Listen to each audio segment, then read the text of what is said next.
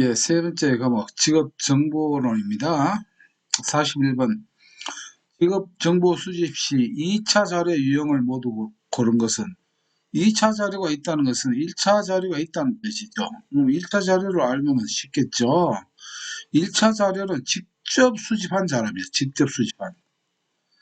2차 자료는 직접 수집한 자료를 가지고 가공을 한 것이 2차 자료라고 할 수 있습니다. 바로 한국고용정보원에서 발행하는 직종별 직업사전, 이것도 가공한 종합하고 이런 자료겠죠. 내연 통계청에서 실시한 지역별 고용조사 결과도 역시 마찬가지고, 그 다음에 국가기술자격통계연보, 워크넷 제공하는 직업별 탐방기, 테마별 직업여행, 이것 전부 다 이런 2차 정보가 됩니다. 1차 정보는 자기가 직접 사람들에게 아니면 직접 수집한 정보는 1차 우리가 자료라고 할 수 있겠습니다. 1차, 2차 이렇게 구분하면 되고, 42번에 한국표준산업분리에서 하나 이상의 장소에서 이루어지는 단일 산업 활동의 통계 단위는, 이게 아마 교재를 보면 기지 활사라고 아마 키워드를 그렇게 해놓았을 겁니다. 4개가 있죠. 이렇게 해서 이 다른 장소, 그 다음에 동일 장소 이렇게 되어 있어요. 그래서 기지 활사해서 활동 유형 사업체 단위 동일 장소에서 이렇게 기업체 단위, 그다음 지역 단위 이렇게 되어 있는데, 그러면은 여기서 한번 봅시다. 요 문제에서 우리가 이 답을 찾을 수가 있거든요. 하나 이상의 장소니까 둘 이상의 장소가 되겠습니다. 하나 이상의 장소에서 이루어지는 단일 산업 활동 한 개가 둘 이상의 장소에서 왔다 갔다 한다는 것이에요. 홍길동이처럼. 그러니까 이게 뭡니까? 활동이죠. 단일 산업인데 하나 이상의 장소에서 움직이니까, 그래서 이것은 활동 유형 단위라고 이렇게 정의를 하면 되겠습니다. 43번 일반적인 직업정보 처리 과정을 바르게 나열한 것은, 이거는 뭡니까? 직업정보 처리 과정은 영양가가 아니고 뭐가 중요하다고요? 우리가 영양가 하는데 수분가가 있어야 됩니다. 수분가 체제평이거든요. 그래서 이건 자주 나오는 수분가, 여기 나와 있네요. 수분가. 원래 요 사이에 체계화가 있는데 뭐 빠졌어요. 빠져도 뭐 우리는 따지지 말고 이렇게 하면 됩니다. 체제평, 수분가. 요 앞에 수분가만 알아도 됩니다. 영양가 대신 수분가. 직업정보 처리 과정은 그렇게 정리를 하면 되겠네요. 44번입니다. 한국 표준산업 분류의 산업 결정 방법에 대한 설명으로 틀린 것은, 자, 여러분들이 이제 지금 현재 4회차 문제를 풀고 있는데, 이렇게 풀다 보면 이 문제 패턴이 나올 거예요. 이 산업 결정 방법에 대한 거는 두 가지가 가장 많이 나옵니다. 첫째는 분리해야 된다 하면 이게 땡이에요. 분리하면은. 그 다음에 또 나오는 게 조사 시점 나오면 땡입니다. 조사 시점. 조사 시점이 아니고 뭡니까? 조사 대상 주관입니다. 이 과정은 교재 달력을 가지고 설명해 놨으니까 경제활동 인구 분류표에 거기에 보면 설명이 되어 있을 겁니다. 참고를 하시고, 요게 이 패턴이 정해져 있습니다. 그래서 한번 볼까요? 생산 단위의 산업활동, 그 생산 단위가 수행하는 주된 산업활동의 종류에 따라 결정된다 맞고, 생산 단위가 수행하는 주된 산업활동에 따라 결정하는 것이 적합하지 않을 경우에는 그 해당 활동의 종업원 수 및 노동시간, 임금 및 급여액 또는 설비의 정도에 의해 결정한다. 계절에 따라 정기적으로 산업을 달리하는 사업체의 경우는 이 조사 시점 나오죠. 여기 요거 찾으면 돼요. 조사 시점에서 경영하는 사업체가 아니고 조사 대상 주관에서 경영하는 사업에서 산출액이 많았던 활동에 의해 분류된다. 조사 시점 기준으로 하면은 매일매일 달라집니다. 주관을 딱 정해놓고 그중 이렇게 해야 차고 없죠. 휴업 중 또는 자산을 청산 중인 사업체의 산업은 영업 중 또는 청산을 시작하기 이전의 산업활동에 결정하며 설립 중인 사업체는 개시하는 산업활동에 따라 예, 이건 뭐 자주 나오는 내용. 그래서 여기 조사 시점. 딴 거 보면은 이렇게 분리한다 나오면 땡이다 이렇게 보면 되겠습니다.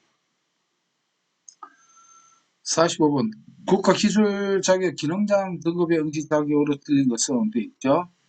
1번 응시하려는 종목에 속하는 동일 및 유사 직무의 산업기사 또는 기능사 자격 기득한 근로자 직업능력 개발법에 따라 설립된 기능대학의 기능장 과정을 마친 입사 또는 그 이수 예정자 맞는 거고요. 산업기사 등급 이상의 자격을 취득한 후 응시하려는 종목에 속하는 동일 및 유사 직무 분야에서 7년 이상 직무에 종사한 사람인데 요거는 기억을 해놓는 수밖에 없어요. 산업기사 등급 이상 자격 취득한 자가 기능장에 시험을 보기 위해서는 이 7년이 아니고 5년 이상 시험입니다. 5년, 예, 5년. 5년으로 생각하시면 됩니다. 그 다음에 응시하는 종목에 속하는 동일 및 유사 직무에서 9년 이상 실무에 종사한 사람. 이건 즉 말하자면 자격증 중에서 최하가 기능사인데 기능사 자격증이 없는 오직 실무로만 가지고는 9년 이상 종사를 해야 된다 이런 뜻이고요. 응시하려는 종목이 속하는 동일 및 유사 직무 분야의 다른 종목의 기능장 등급의 자격을 기능한 사람. 요건 다 되는 겁니다. 46번 한국직업전망에서 정의한 고용 변동 요인 중 불확실성 요인에 해당하는 것은 1. 인구 구조 및 노동 인구 변화 2번 정부 정책 및 법제도 변화. 자, 이 문제뿐만 아니라 다른 그 내용에도 마찬가지인데요. 정부 주도, 정부 정책, 뭐 법제도 이래 나오면 이게 다 그 답에 정답에 해당이 됩니다. 이 아주 불확실성하죠. 정부 정책 및 법제도 변화 여러 가지 돌아가는 거 봐도 현실적으로 이거 믿고 했다가는 상당히 부정적인 결과도 있다는 그런 내용이 있죠. 과학기술 발전, 가치관과 라이프 스타일 변화. 여기에서 이 불확실한 건 정부 정책 및 하여튼 정부 들어가면은 이렇게 매칭을 시키는 게 제일 좋겠네요. 47번 한국직업사전에 대한 설명으로 틀린 것은 1번 수록된 직업들은 직무 분석을 바탕으로 조사된 정보들로서 유사한 직무를 기준으로 분류한 것이다. 2번 본 직업코드는 직업정보는 직업코드, 본 직업명, 직무개요, 직무수행 등에 해당된다. 맞습니다. 물론 여기 하나 빠져서 등이라 했으니까 이 답이 맞는 거예요. 직무수행만 해당된다. 하나 뭐가 있습니까? 부가정보가 있죠. 네, 부가정보. 그래서 코본 개수부라고 했습니다. 코본 개수부. 직업사전에 이 큰 그거는 코본 개수부다. 3. 수록된 각종 정보는 사업체 표본조사를 통해 조사된 내용으로 근로자의 직업평가 자료로서의 절대적 기준을 제시한다. 우리가 항상 그랬죠. 절대적 뭐뭐만 반드시 항상 이런 거 나오는 것은 조심해야 되는 게 왜 그러냐면요. 이 경제관계 이것은 거의 다 가설입니다. 가설. 네, 가설이기 때문에 절대적이라고 할 수가 없습니다. 반드시. 이런 말 쓰기 어렵거든요. 예. 경제학은 가설이에요. 만약에 경제 논리가 어떤 정설이 확 충립됐다고 하면 다 부자돼야 되겠죠. 그래서 모든 상황을 다 예측을 못한다 이런 뜻입니다. 여기에 절대적도 틀렸지만 또 보면은 표본조사니까 절대적이 될 수 없죠. 다 조사하는 게 아니거든요. 이렇게 봐도 이 내용이 문맥상으로도 틀렸다라고 하는 것을 알 수 있겠네요. 4번 뭐 이거는 뭐 그럼 맞는 내용으로 넘어가겠습니다. 48번 워커의 직업 진로에서 직업 정보 찾기 하위 메뉴가 아닌 것은 자, 우리가 직업 정보 찾기와 우리가 해야 될 게 뭐냐면은 채용 정보라든가 이런 거 찾는 거하고 다릅니다. 직업 정보와 직업에 대한 여러 가지 기초적인 정보예요.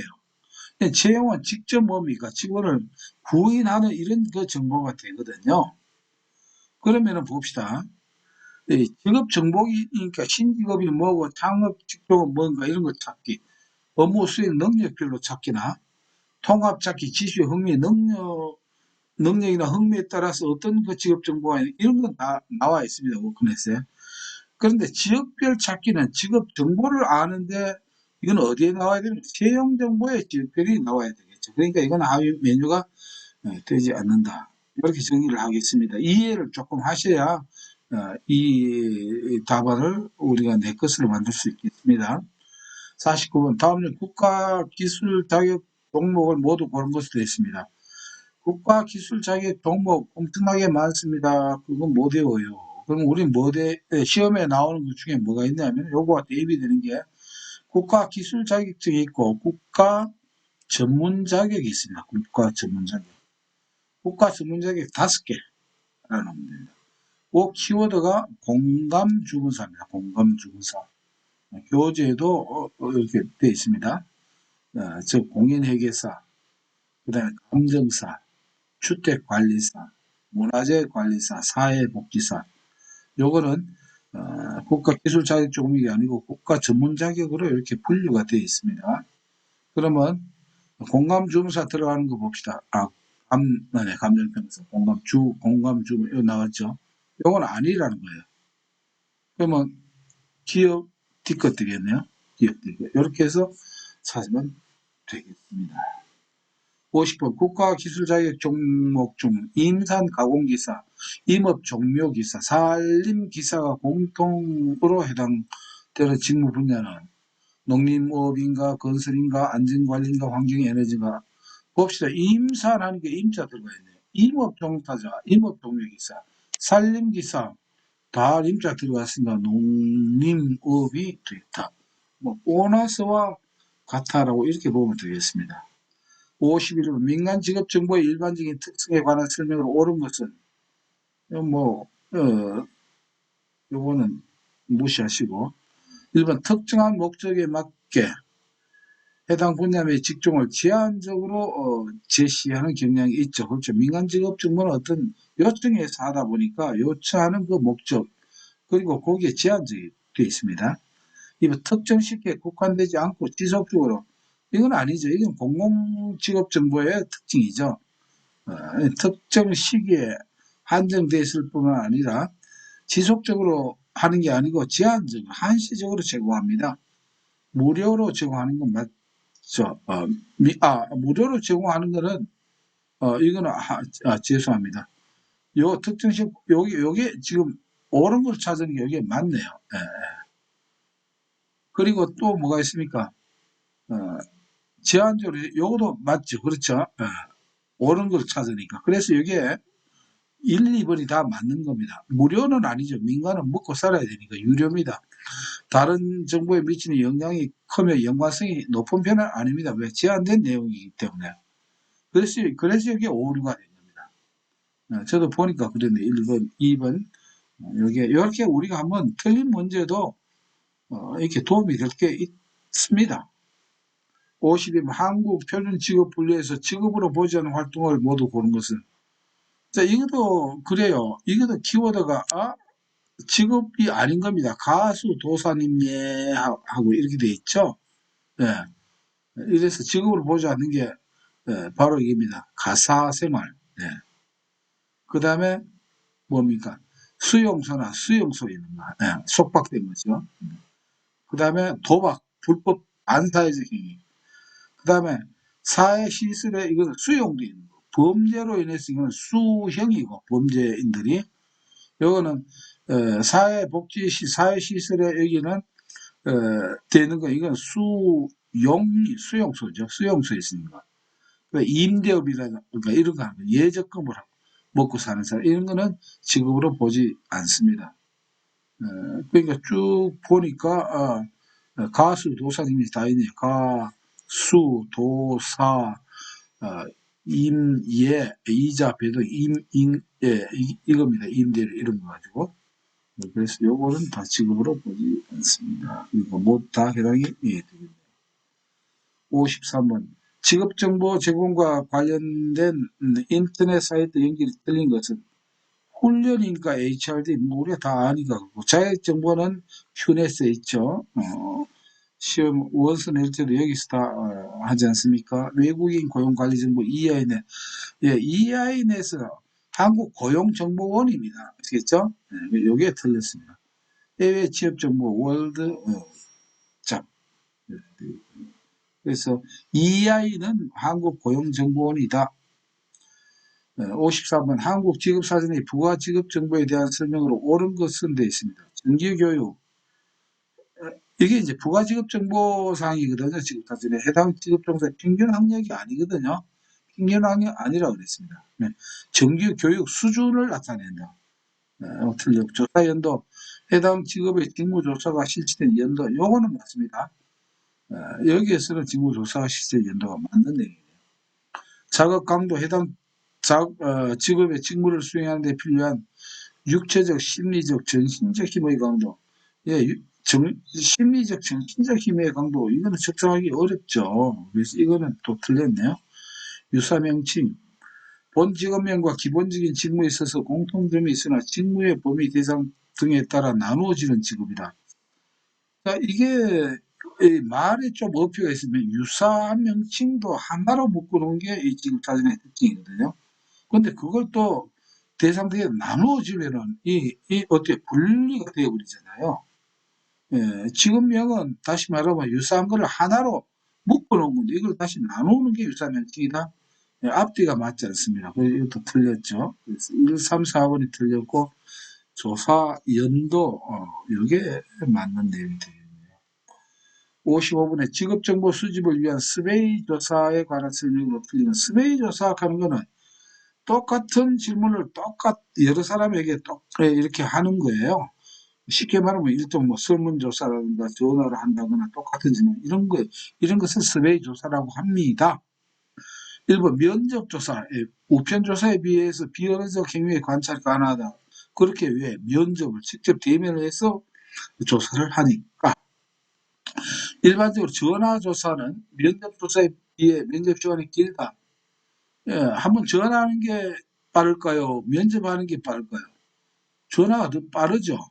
예, 요 내용이 틀렸네요. 당황하지 말고 그냥 생각하면 됩니다. 질문의 순서는 응답률에 영향을 줄 수 있다. 그렇습니다. 뭐 이런 그 내용을 우리가 민감한 질문은 나중에 해야 된다 했죠. 아주 민감한 질문을 먼저 해버리면 그 다음에 응답이 안 됩니다. 끊어버립니다. 도망가 버립니다.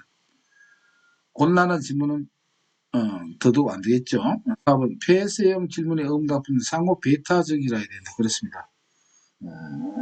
배타적이어야 되고 또 포괄적이어야 됩니다. 이 질문의 응답 범주는요.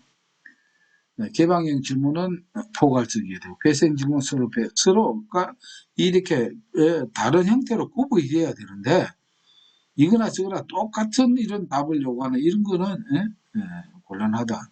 어떤 질문에 의미가 없다는 뜻이에요. 56. 평생학습 계좌제에 관한 설명으로 틀린 것은 평생학습 계좌, 평생학습입니다. 개인의 다양한 학습 경험을 온라인 학습 이력 관리 시스템의 누적 관리하여 체계적인 학습 설계를 지원합니다. 개인의 학습 결과를 학력이나 자격 인정과 연계하거나 고용 정보로 활용할 수 있게 합니다. 전 국민을 대상으로 실시하는 제도로서 원하는 누구나 이용이 가능합니다. 다 맞는 내용이에요. 그럼 4번이 틀렸다는 건데 뭐가 틀렸을까 한번 찾아봅시다. 온라인으로 계좌 개설이 가능하며 온라인으로 방문 신청은 전국 고용센터에 방문하여 개설한다. 이렇게 되죠. 뭐가 틀렸을까요? 전국 고용센터는 뭐 하는 데입니까? 이 취업이나 이런 관련된 예를 들어서 뭐 내일 배움 카드라든가 이런 것 등은 해당이 되는데 지금 이게 뭡니까? 평생학습 계좌죠. 예. 평생학습은 평생 그 교육진흥원 거기에 해야지 되겠죠. 그래서 이거는 고용하고 평생 학습하고는 관계가 없는 거요. 착각하기 쉽습니다. 이게 틀렸습니다. 평생학습진흥원이라고 있죠. 네. 아니면 그냥 평생학습원에 가도 되고요. 57호 한국표준산업분류 적용원칙에 대한 설명으로 이제 틀린 것 이렇게 되어 있습니다. 이것도 아까 했던 그거하고 같이 결정원칙이나 비슷해요. 생산 단위인 산출물뿐만 아니라 투입물과 생산 공정 등을 함께 고려하여 그들의 활동을 가장 정확하게 설명하며 분리해야 된다. 맞고요. 법학 복합적인 활동단위 우선적으로 세세 분류를 정확히 결정하고 상식적으로 안 맞죠. 분류는 항상 큰 것부터 해야 그다음 사이가 분류가 되지 않겠습니까? 작은 것도 분류해가지고 어떻게 그걸 마무리를 하겠습니까? 요거는 상식적으로 보면 되겠습니다. 그러면은 여기도 뭐 공식적 분류하지 않는다 이런 내용 3, 4호는 맞는 내용이 되겠습니다. 58. 5억 분에서 채용 정보 검색 조건에 해당하지 않는 것은 희망임금, 학력, 경력, 연령 이거 보면은 여기 채용 정보에서 이거는 게시하지만 학력까지는 하지만 연령은 검색에서는 나오지 않습니다. 검색에서 들어가 보면은 그 안에 있어요. 그러니까 채용 검색 조건에는 이게 들어가지 않는다는 거 상식적으로 알아두시면 되겠습니다. 직업정보 분석 시 유의점에 관해서 틀린 것은 자 직업정보 우리 처리 과정이 뭡니까? 수분가가 있어야 되고 체제평이거든요. 체제평인데 여기서 우리가 분석 시 항상 조심해야 될 게 이 분석 단계 이후와의 차이가 있습니다. 우리가 정보를 수집해서 분석을 하는데 분석 과정에서는 가장 중요한 게 일단 전문가적인 입장에서 분석해야죠. 분석은 전문가적 입장에서 해야 돼요. 그리고 분석할 때는 단일적으로 이 한쪽 눈으로 보는 게 아니고 양쪽 눈이 더 있으면 더 이렇게 넓게 봐야 됩니다. 그래서 그걸 다양한 관점에서 보아야 됩니다. 그래야 올바른 분석이 된다는 것이죠. 이 단계가 끝나고 그다음 가공을 할 때는 가공은 뭘 하기 위해서입니까? 제공하기 위해서거든요. 제공받는 사람은 전문가입니까? 비전문가입니까? 우리와 같은 비전문가란 말입니다. 그러니까 이때는 어때요? 평범한 알기 쉬운 용어로 이렇게 해야 된다. 이런 흐름을 기억을 하시면은 분석 시에는 전문적인 시각에서 분석한다. 그리고 직업 정보원과 제공원에 대해서 제시 출처를 제시를 해야 됩니다. 동일한 정보에 대해서는 한 가지 측면으로 분석. 요게 이제 땡이죠. 이게 분석 단계에서는 다각적인 측면에서 분석해야 됩니다. 4번 원자료의 생산일, 자료 표집 방법, 대상 등을 검토해야 된다. 예. 여기에 따라 그 가치가 달라지겠죠. 그래서 요거를 뭐냐면은 한 가지 측면 분석은 아니다. 이렇게 정리를 하면 되겠습니다. 한국 고용직업분류의 대분류에 해당하지 않는 것이라고 되어 있습니다. 한국 직업분류 대분류는 0부터 해가지고 이렇게 9까지 있습니다. 다 알 필요는 없고요.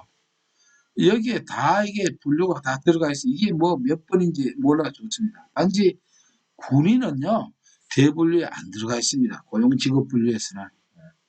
세 번째 들어가 있어요. 이 군인은 이 중분류까지 번호가 24입니다. 24. 여기에. 그러니까 이 중분류에 들어가 있다는 거예요. 군인은 따로 이렇게 기억해 놓는 게 좋겠습니다. 뭐, 더 이상 설명을 해봐야 뭐 도움이 안 되고요. 다음 노동시장은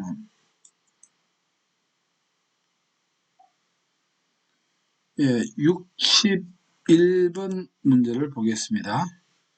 효율 임금 가설에 대한 설명으로 옳은 것은 우리가 효율 임금 하면 딱 정리를 해 주셔야 됩니다.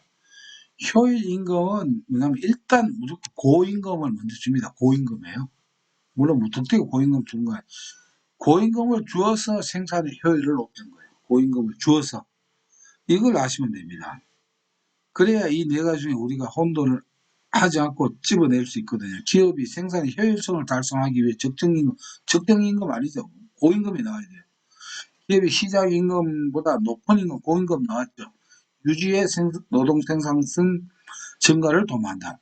이게 고임금으로 인해 가지고 주거 효율을 달성한 겁니다. 2번이 맞는 내용이에요. 3번 기업이 노동 생산성에 맞춰 이것도 아니고 기업이 생산비 최소화 원리에 따라 이것도 최소화하려고 하는 거가 고임금하고는 상반되지요. 62번 경제적 조합주의에 대한 설명으로 틀린 것입니다. 조합주의, 경제적 조합주의인데 여기 농도했는데 농도가 노동입니다. 노동조합 운동과 정치와의 연합을 특징으로 한다. 자, 이 노동조합은 원래 이 정치력을 가지고 있습니다. 정치력이 있습니다. 있지만은 그럴 때 중요한 거는 정치와의 독립을 특징으로 해야지. 경제적 조합주의는 이게 연합을 해버리면 이게 경제적 조합주의라고 할 수 없습니다. 이게 다르네요. 경영 정권을 인정하며 경영 참여를 회피한 노선입니다. 분리를 한다는 그러죠. 노타를. 노동조합 운동의 목적은 노동자들의 근로조건을 포함한 생활조건의 개선과 유지에 있습니다. 4번 노사관계를 기본적으로 이해 대립의 관계로 보고 있으나 이해 조정이 가능한 비적대적 관계로 이해를 하는 거예요. 이게 이제 합리적 조합주의 또는 경제적 조합주의로 이렇게 말할 수 있겠네요. 63번에 인력 수요 예측의 근거와 가장 거리가 먼 것입니다. 인력 수요, 일자리를 예측하는 거예요. 고용 전망, 성장률, 출생률, 취업 개수입니다.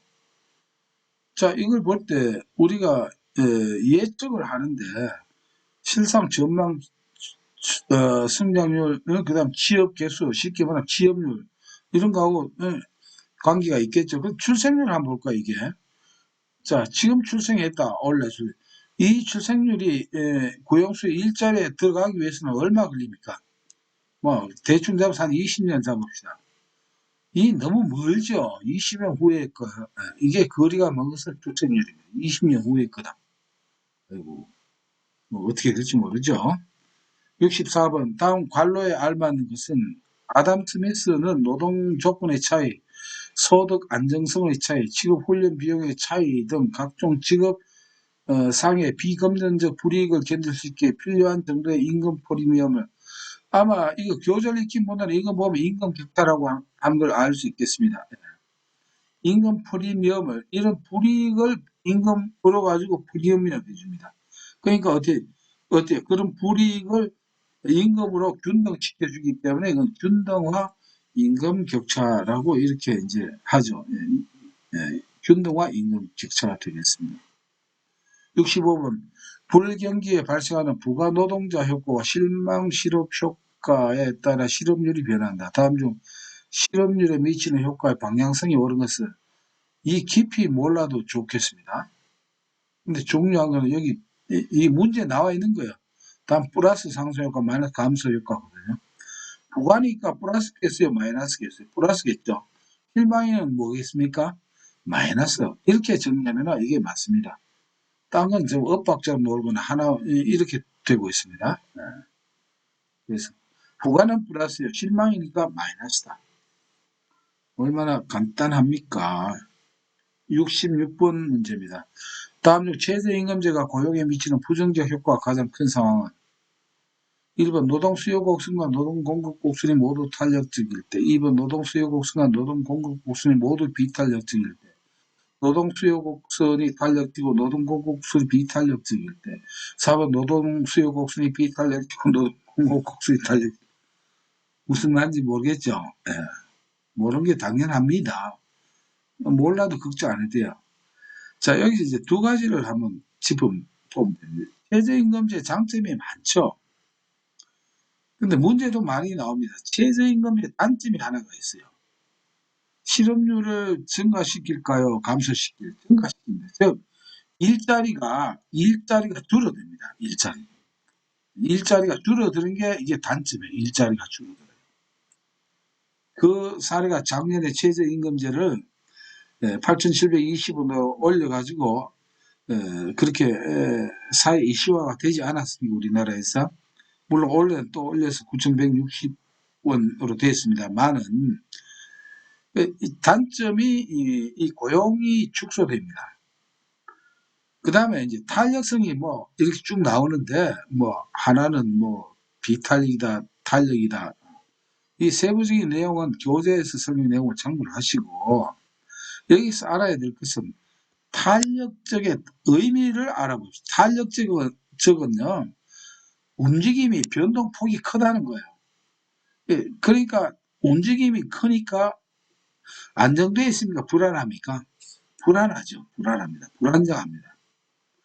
근데 어느 하나만 해도 불안정한데 만약에 모두가 다 탄력적이다 하면은 이 둘 다, 1번은 둘 다 탄력적이죠. 둘 다 탄력하니까 공급과 수요가 다 불안합니다. 이 불안한 상황에서 최저임금제를 하면은 최저임금제는 뭡니까? 취업하기가 어려워요. 일자리가 줄어들어요. 그러니까 이럴 때 가장 이 엎친데 겹친 게 일자리도 줄이는데 거기다가 시장도 불안한 거예요. 그래서 이때는 바로 최저임금제가 아주 부정적인 겁니다.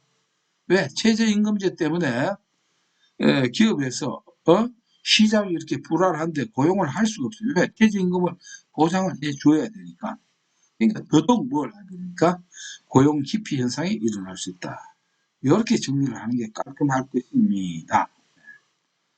67번입니다. 개별 기업 수준에서 노동에 대한 수요 곡선을 이동시키는 요인이 아닌 것은, 자, 우리 이걸 보면, 자, 노동 공급 곡선을 우상향하고 노동 수요 곡선은 이렇게 다상하죠. 왜냐하면 이 임금이고 이게 노동인데, 일자리라든가 노동 공급인데, 임금이 높으면은 기업에서 어때요? 일자리를 많이 못 만들어요. 그러니까 임금이 싸면은 기업에서 많이 이렇게 채용을 하겠죠.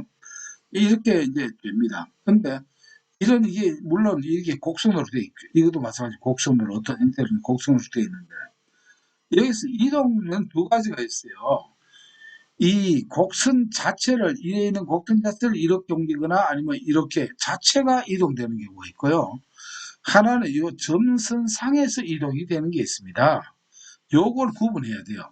근데 이 선상에서 구분되는 거는 바로 임금은 이 선상에서 구분돼. 왜? 이 곡선 자체가 뭡니까? 임금과 일자리와의 관계거든요. 그러니까 이 자체는 어때요? 이게 변동되더라도 여기 오면 여기 오고 여기 오면은 여기 오고 요 선상에서 움직인다는 거예요. 네. 요걸 꼭 기억해 놓으면 됩니다. 여러 문제 나올 때 임금은 선상에서 움직인다. 그래서 이 곡선 자체를 옮기지를 않는다. 그러나 뭐 대다수 총캉이 있죠. 이거는 선 자체를 오른쪽이든 왼쪽이든 옮기게 하는 요인이다. 이렇게 정리를 하겠습니다. 68번 문제입니다. 어느 지역의 노동 공급 상태를 조사해 본 결과 시간당 임금이 3,000원일 때 노동 공급량이 270이었고 임금이 5,000원으로 상승했을 때 노동 공급량은 540이었다. 구분을 이렇게 해놓습니다. 동그라미 셈으로. 이때 노동 공급의 탄력성은, 자, 노동 공급의 탄력성은 뭡니까? 항시 임금의 변화율과 그다음 노동 공급의 변화율 공변. 예. 만약 노동 수요 탄력성은 똑같은데 여기 노동 수요 변화율 이렇게만 넣으면 됩니다. 그러면 봅시다. 임금은 봅시다. 3,000원에서 5,000원 올랐으니까 기본이 얼마입니까? 3,000원이었고 변동한 게 2,000원이죠. 2,000원. 예, 이렇게 됩니다. 그 다음에 이게 이제 분모예요.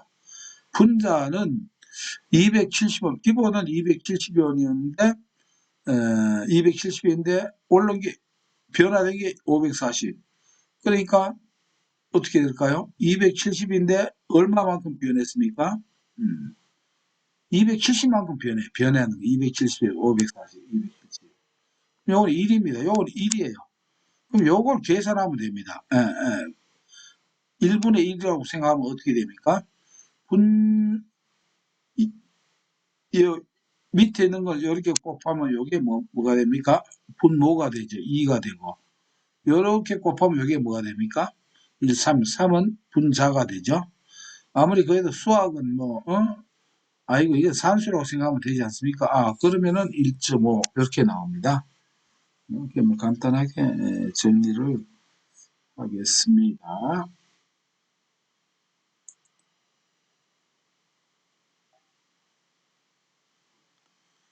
69번입니다. 임금 체계에 관한 설명으로 틀린 것입니다. 임금제가 나왔네. 직능급은 개인의 직무 수행 능력을 고려해 임금을 관리하는 층이다. 능이니까 능력 고려입니다. 2번 속임급은 연령, 근속, 학력에 따라 임금을 결정하는 체계이다. 예, 요게 속임급하고 연공급하고 좀 비슷합니다. 거의. 예, 여기 맞는 내용이고. 직무급은 직무 분석과 직무 평가를 기초로 직무의 상대적 가치에 따라 임금을 결정하는 체계입니다. 분석, 평가, 양과 질을 다 따집니다. 예. 4번 연공급은 근로자의 생산성에 바탕을 둔 임금 체계이다. 연공급은 철밥통이라고 했죠. 공무원 이렇게 생각하면 된다 했죠. 생산성에 바탕을 두면 성과급제니까 이게 틀린 내용이겠죠. 70번 기업별 노동조합의 상부조합, 산업별 또는 지역별과 개별 사용자 간 또는 사용자 단체와 기업별 조합과의 사이에 생겨지는 방식 교수. 자, 이것은 말이죠. 이 말로 가지고 좀 어려우니까 제가 간단하게 표를 한번 그려드리면 이렇게 구분을 한번 합시다. 어떤 기업의 사용자가 있어요. 사용자. 그럼 그 기업에 그 사용자 기업 노동조합이 있겠죠. 노동조합이 노조가 있으면 노조. 사용자는 각 그 직종에 따라 이 사용자 연합회가 있어요. 사용자 연합회. 그 다음에 노조도 직종별 하나의 이것을 상부조합이라고 합니다. 서로 도와줘요. 같은 직종의 상부 노동조합이 있습니다. 이렇게 구성이 되어 있는데, 보통 어떻게 교습을 할 때 말이죠. 바로 사용자하고 바로 이렇게, 바로 이렇게 하는 경우도 있고, 이게 여의치가 않을 때 지금 어떻게 나오냐면, 기업의 상부조합하고 개별 사용자가 간 이렇게 뭡니까? 이렇게 교습을 합니다. 또는 사용자 단체 여기죠. 사용자 단체와 개별도 이 조합입니다. 기업별 조합 이렇게. 그러니까 이게 뭡니까? 크로스죠. 그래서 이렇게 해서 이걸 대각선 교습이라고 한다는 것입니다. 바로 하는 경우도 있고요. 이건 일반적이에요. 요렇게 또 하는 것은 이것은 대각선 교습이고, 또 어떤 경우는 아예 위에 단체와 상부 조합끼리 또 이렇게 하는 경우도 있어요. 위에서 아예 크게 이렇게 하는 것을 이걸 통일 교습이라고 합니다. 이렇게 정리를 할 때 이것은 대각선 교습입니다. 이해를 하시라고 저는 여기 간단하게 도표를 만들어 드렸습니다. 71번 조합은 자격이 있는 노동자만을 채용하고 문이 닫혔죠. 그러면 이게 바로 뭡니까? 폐쇄된 closed shop이라고 하죠. CUAO 참고로 많이 들어보셨을 겁니다. 교재나 앞에 3회까지 문제를 들어보셨다라고 하면요.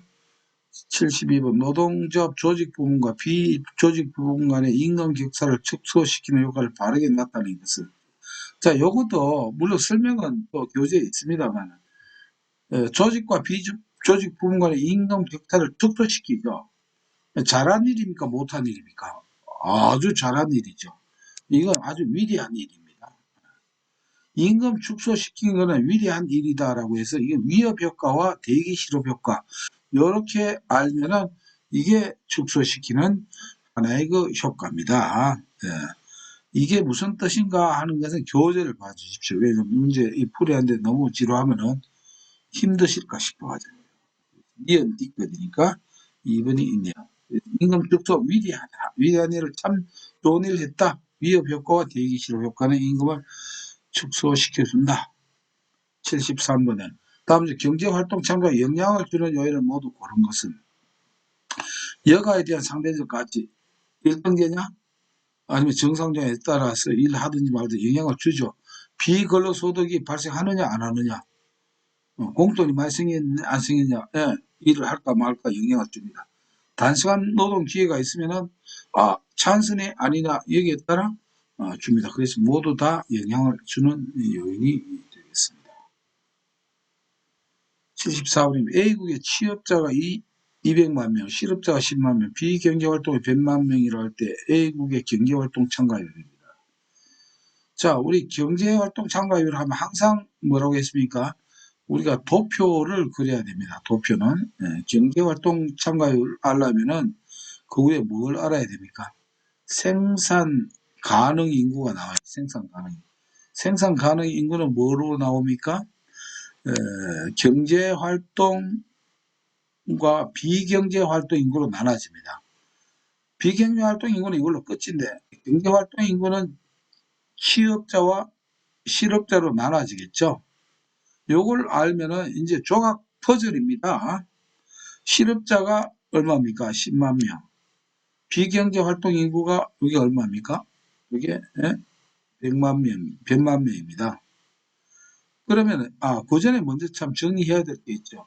경제활동 참가율 공식은 바로 이 위에 걸로 나눈다라고 했죠. 즉 경제활동 인구수, 경제활동 인구 수를 가지고 요 위에 있는 게 뭡니까? 생산 가능 인구입니다. 생산 가능 인구. 생산 가능 인구로 나누고 거기다 곱하기 뭡니까? 퍼센테이지를 내야 되니까 100을 내야 됩니다. 100을 곱해줘야 됩니다. 요겁니다. 근데 지금 현재 모르는 게 뭘 모릅니까? 경제활동 인구도 지금 모르겠고 생산 가능 인구도 지금 몰라요. 근데 단지 알 수 있는 건 비경제활동인가 100만 명이고 그 다음에 취업자가 200만 명이고 그 다음에 실업자가 10만 명 요거만 합니다. 그럼 퍼즐 쉽죠. 왜 그렇습니까? 경제활동 인구는 요거 보태면 되니까 경제활동 인구는 여기 얼마입니까? 210만 명이네요. 그 다음에 생산 가능 인구는 경제활동 인구가 210만 명 여기다가 비경제활동 인구를 보태면 생산 가능 인구죠. 그럼 요거는 어떻게 됩니까? 310만 명. 요거 계산기로 아마 두드리면 모르긴 몰라도 6.67777 쭉 나올 겁니다. 그래서 6.77 이렇게 보면 되겠습니다. 그래서 항상 그 도표를 이 정도는 좀 환하게 익혀놔야 된다는 말씀을 제가 특별히 드린 적이 있을 거예요. 75번 실업급여의 효과에 대한 설명으로 가장 적합한 것입니다. 실업급여를 줍니다. 자, 요것도 한번 봅시다. 일단 실업급여를 주면은 노동시간은 늘리고 경제활동 참가도 증대한다. 자, 일단은 실업급여를 받으려면 뭘 해야 됩니까? 구직 활동을 해야 되죠. 그럼 구직 활동을 한다는 자체는 우리가 경제학적으로 볼 때 경제활동에 참가한다로 되는 겁니다. 이게. 왜냐하면 경제활동 인구에 실업자도 경제활동 인구가 되고 실업자가 되는 조건은 여러 가지 있지만 구직활동을 해야 돼요. 또 실업급여를 받기 위해서는 뭐 해야 됩니까? 구직활동을 해야 되거든요. 그래서 일단 경제활동은 증가하는 건 맞아요. 그런데 노동은 이거는 실업급여 받았다라고 해서 노동을 더 한다 못한다 그건 모르죠. 그렇죠? 네, 그건 알 수 없습니다. 그래서 경제활동 참가는 증대하는 건 맞는데 노동시간의 증가면 이건 알 수가 없습니다. 이게 어떤 효과를 줄지. 그래서 3번으로 정리를 하고요. 기업 내부 노동시장의 형성 요인과 가장 거리가 먼 것은 기업 내부 노동시장 나오면은 내부니까 키워드를 자동 연상하라고 했죠. 내부니까 현관숙입니다. 현관문을 쑥 들어가야 내부로 들어가니까. 그래서 여기에서 이거는 현장 훈련 또는 기업 특수적 직장 내 훈련입니다. 직장 내 훈련. 요 현장 훈련이 직장 내 훈련이고 관은 뭡니까? 기업의 관습이죠. 노동 관련 그 회사의 관습이 있어요. 관습. 그다음 숙은 기업 특수적 숙련 기능을 말하고 있죠. 근데 노동조합에 존재하고는 관계가 없죠. 내부 노동시장은 오히려 이 노동조합이 잘 활성화 안 됩니다. 네. 그런 필요도 잘 못 느끼고, 왜? 워낙 대우가 좋고 하니까. 네. 그러나 삼성 같은 경우는 어쩔 수 없이 또 이렇게 조합을 오랫동안 없다가 최근에 생겼죠. 노동조합 역사에서 가장 오래된 조합의 형태는 이건 뭐 보면 산업형 보면 길드카네 이런 말 나오죠. 처음에 숙련된 직공끼리 먼저 이렇게 하는 게 직업별 노동조합이 하나의 그 가장 오래된 것입니다. 그 이후로 이제 쭉 다른 형태가 생겼죠. 78번 연봉제 장점과 가장 거리가 먼 것입니다. 연봉입니다. 이 연봉하고 연공제 공무원하고 연봉은 1년에 몇 억을 주겠다. 이렇게 계약하고 1년 단위로 이렇게 하는 거예요. 그러니까 능력주의 성과주의를 실현할 수 있다. 거기에 따라서 내년 연봉이 달라지니까 과감한 인재 기용이 용이하죠. 종업원 상호간의 협조성이 높아진다. 요게 연봉제의 단점이 바로 이겁니다. 이거는 왜냐하면 오늘 입사한 사람이 10년, 20년 했던 사람보다 어떻습니까? 연봉이 더 높을 수가 있는 거예요. 이러니까 어때요? 다음 연봉을 위해서 이 협조라든가 또는 시기라든가 등등 이게 협조성이 미약한 게 연봉의 단점입니다. 그러니까 장점이라고 할 수 없죠. 조금 더 동기는 부여할 수 있습니다. 아, 내가 잘하면 내년에 전부 다 배 연봉을 받을 수 있구나. 동기부여는 된다는 것입니다. 79번 근로자의 귀책 사유 없이 기업의 가동률 저하로 인하여 근로자가 기업으로부터 떠나는 것으로 미국 등에서 잘 발달되었는데 이거는 상식적으로 알아내면 일시해고입니다. 레이업스라고 해서 일시해고 신문에 많이 나오죠. 미국은 특이합니다. 회사 잘못 없어도 회사 운영이 나쁘면 한꺼번에 모두 다 그냥 일시해고를 시키는. 그런데 또 기업이 정상화되면 다시 불러들입니다. 또 이게 우리나라 쫓아낼 땐 쫓아내고 불러들이는 게 좀 미흡한 그런 게 있지만 일시해고 참고적으로 상식적으로 아시면 좋겠습니다. 80번 실업을 수요 부족 실업과 비부족 수요 부족 실업으로 구분할 때 비수요 부족 실업을 모두 고른 것은 자 이건 뭐 좀 혼돈되기 쉽습니다. 그래서 이 보면은 이 키워드가 경수야 좀 맞아라 이렇게 경수야 맞아라 좀 맞아라 물론 맞아라는 이렇게 해야 되겠지만 맞아라 이게 무슨 뜻이냐면은 실업은 왜 실업자가 취업을 하려면 어떻게 해야 됩니까? 마구 개개해야 된다라고 해서 실업의 종류는 마구 개겨 마구 개개해야 해 일자리 힘드니까 그래서 마찰적 실업, 구조적 실업, 계절적 실업, 격리적 실업 크게 네 가지로 이렇게 구분했어요. 여기에서 뭐가 있냐면 이 분류에서 자발적 실업이냐 비자발적 실업이냐 있고 그 다음에 뭐냐면 수요 부족이냐 비수요 부족이냐 이렇게 구분이 되어 있습니다. 교재에 다 그 정리를 해놓았거든요. 그래서 자발적 마작하는 거는 뭐냐면 마찰적 실업은 자발적 실업이요. 경수야 마자라는 건 경은 뭐냐면 수요 부족 실업이란 뜻이에요. 그러면 하나만 하면은 나머지는 이게 자발적이면 나머지는 전부 다 비자입니다. 비자발적. 그 다음에 이게 수요 부족이면 나머지 위에 세 개는 경수 제외하고는 나머지는 어떻게 해요? 비수요 부족입니다. 비수요 부족. 이렇게 정리해야 돼요. 그래서 마자, 경수 이렇게 하면은 한꺼번에 요 도표가 이렇게 생각할 수 있거든요.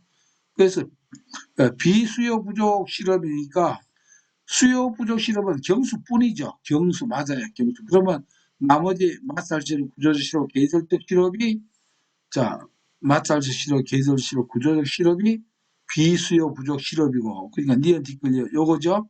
경기적 실업은 수요 부족입니다. 일자리 자체가 없을 정도로 경기가 나빠진다 이 뜻이에요. 그래서 이렇게 정리를 했으니까 여기까지로 해서 노동시장만 마치고 다음 시간에 노동관계 법규를 하겠습니다.